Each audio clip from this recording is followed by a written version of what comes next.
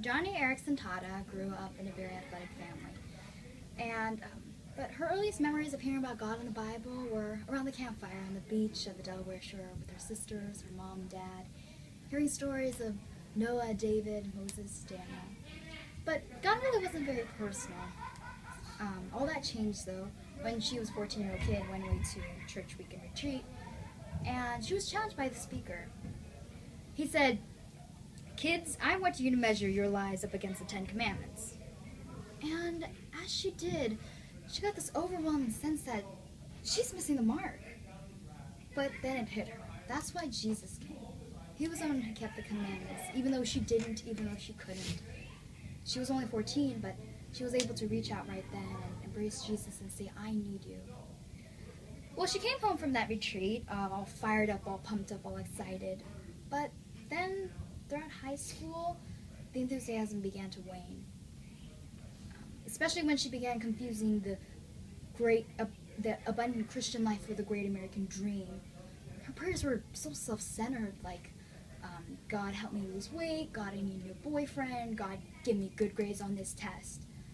But then, throughout her senior year of high school, she started praying, "Lord, I'm doing this Christian thing wrong and I know it. I know it's far more than just about me, so do something in my life to jerk it right side up because I'm really living this life wrong."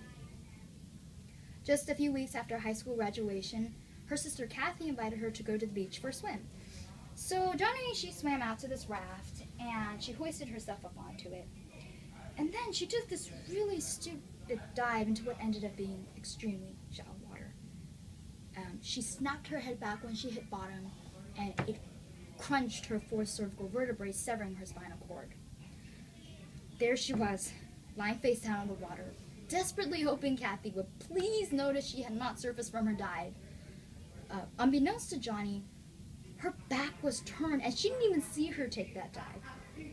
But a crab bit her toe, and it so startled her that she quickly turned around and she screamed, "Joni, watch out for crabs!" And when she did, she saw Joni's blonde hair floating on the surface, face down, ready to drown. But Kathy came swimming quickly and she pulled her up out of the water and she saved her, but for what purpose? For what reason? Because now, lying in the hospital, doctors told Joni that she was going to have to sit down for the rest of her life as a quadriplegic without use of her legs or her hands. And she thought, "God, is this your idea of an answer to a prayer to be drawn closer to you? I mean, I'm a new Christian. How could you take me so seriously?" She sank into deep depression.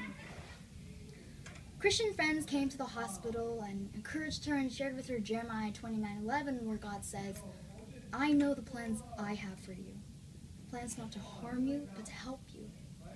Plans to prosper you and give you a hopeful future." "God, you mean not to harm me? Well, what do you call quadriplegia, huh? What's that all about?"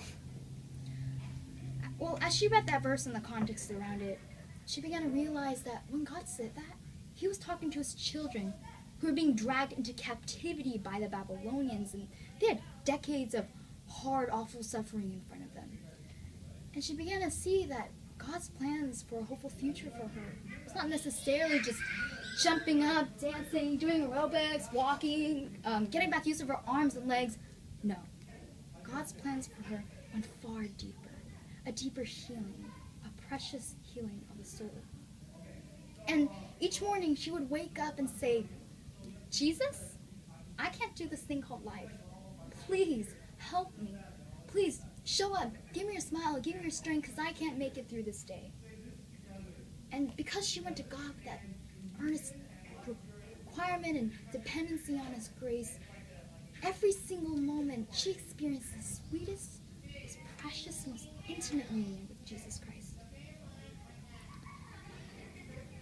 And as her husband was driving her home from chemotherapy one day, they were talking about how suffering was like little splashovers of hell, kind of waking us up out of spiritual slumber.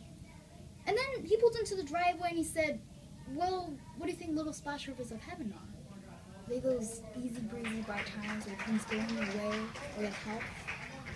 And he said, "No. Little splashovers of heaven or finding Jesus in your lowest spot showers of hell. And to find Jesus in your spot shower of hell is ecstasy beyond compare. And Joni wouldn't trade it for any amount of walking.